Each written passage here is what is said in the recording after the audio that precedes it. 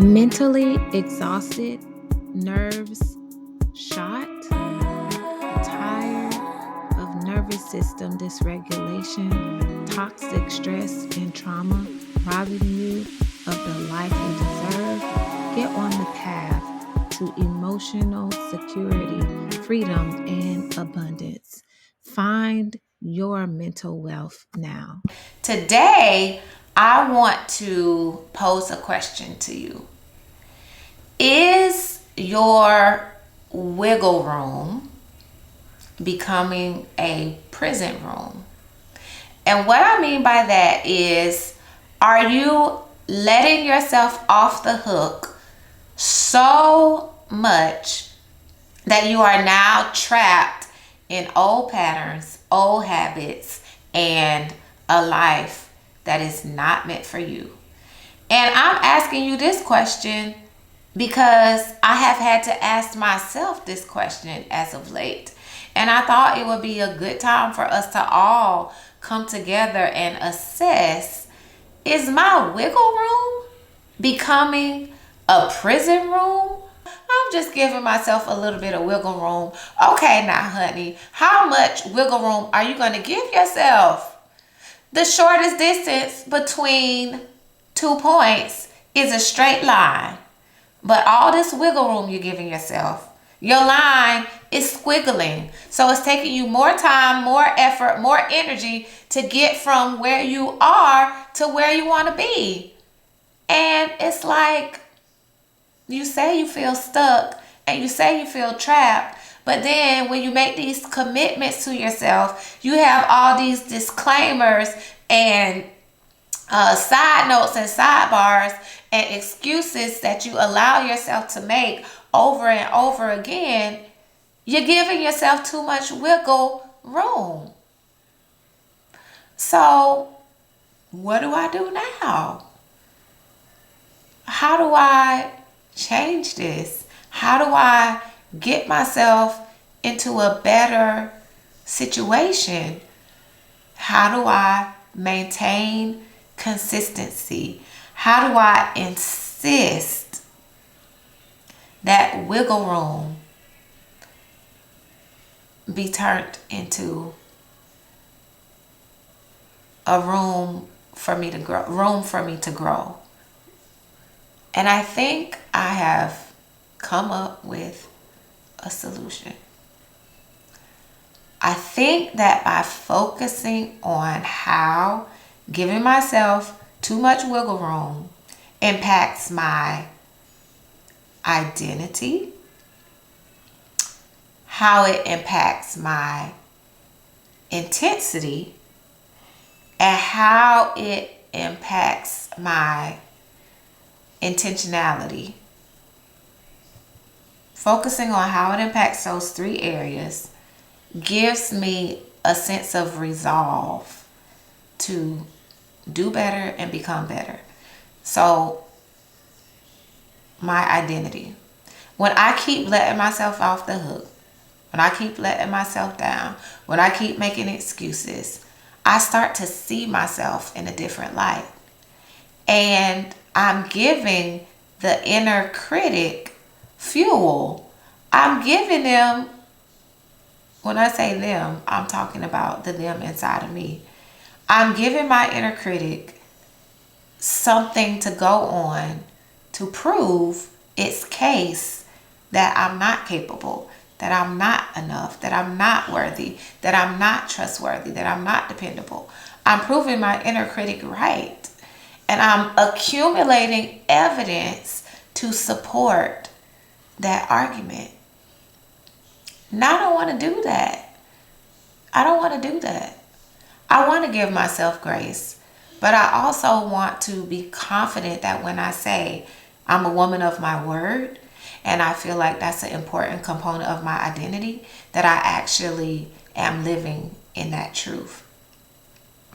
The second thing that giving myself too much wiggle room robs me of is my intensity. So I live with and am in a family of athletes. And not only do I live with athletes, I live with someone who was in the Marine Corps. And their concept of how to achieve, how to be successful, how to get stuff done is maybe sometimes a little bit extreme. And I push back against that because they say stuff like, pain is weakness leaving the body, and there's no I'll try. It's just do it. And I kind of get irritated. And I'm like, well, you got to give yourself some grace. And with the athletes in my family, I've noticed that without intensity, there's no victory. The more intensely they go after the win, the more likely it is that they will win. So why is it for me that I feel like, oh yeah, I want to do this thing, but I'm just going to coast along. It's uncomfortable. I don't like the way that I have to feel when I wake up at 5:30 in the morning, even though that's best for me. I deserve my rest. I don't want to exhaust all my energy. So I'm giving myself wiggle room with all these excuses. And it's detracting from my intensity. And without intensity, I'm not going to be able to win the victory. And the third thing that too much wiggle room robs me of is my intentionality. Meaning, I have a picture, an image, a standard in my mind of what I want. And I set an intention to go after that thing. But what I don't do is set an intention for each and every single step along the way to help me reach that. So then, yes, I'm going to get fit. That's my intention. But is it my intention and my commitment to waking up and doing the exercises? And I know that I don't have a magic wand that's just going to alaka-bam, wham, bam, thank you, ma'am, me from being inconsistent and being unintentional about those steps overnight. But when I give myself too much wiggle room, I rob myself of the reward of intentionality. So I'm saying to me, and I'm saying to you, that part of the reason why we're feeling emotionally drained and we're feeling anxious and we're feeling depressed is because we're compromising on our own standard. And more importantly, our Heavenly Father has created a standard in which He says, do this and I'll do that. Or if you don't do this, then I'll do that. And He's pretty clear on His standard, and it doesn't really have a lot of wiggle room. Now, grace. Grace gives us the capacity to get back on track when we stumble and we miss the mark.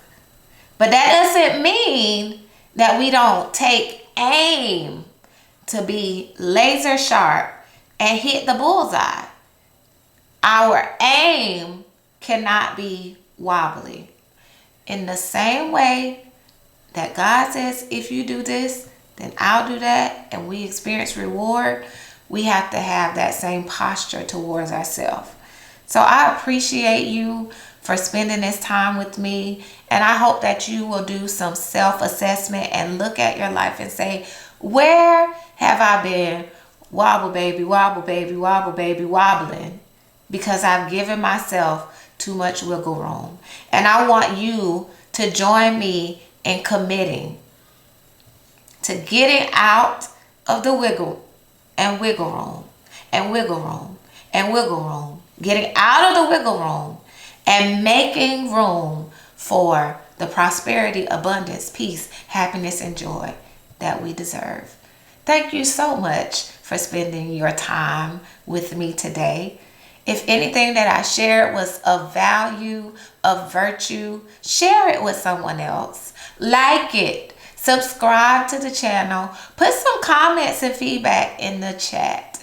And I will see you real soon back here with Mind the Cure with Dr. T. Be well.